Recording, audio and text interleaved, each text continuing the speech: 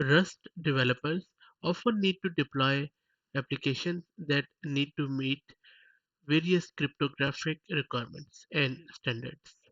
In this video, we are going to learn how to build AWS-lc-rs in order to bring FIPS compliant cryptography to Rust applications.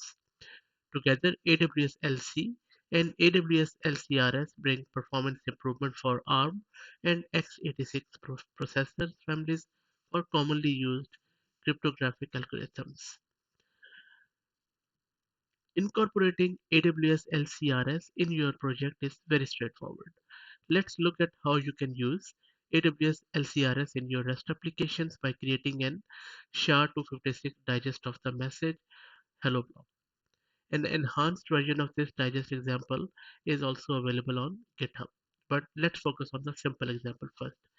As a first step, make sure that you have installed the Rust toolchain with Rust up if you don't already have it. But most of the Rust developers should already have this. But it's pretty straightforward to install. In the second step, initialize a new cargo package for your Rust project. And the command is simple with the cargo new command. As a third step on line number 7, record AWS LCRS as a dependency in the project cargo file. So you can simply issue cargo add, and if your application is already using the ring, then you can use this cargo add command. As a fourth step, all you need to do is to edit your source main file and include this use AWS LCRS directive, and then rest is your code where you are just using the output variable and so on and so forth. Very straightforward code. As a last step, all there is left to do is to compile and run your program.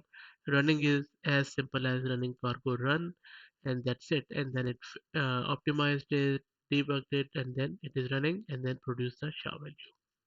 So I hope that you found it useful.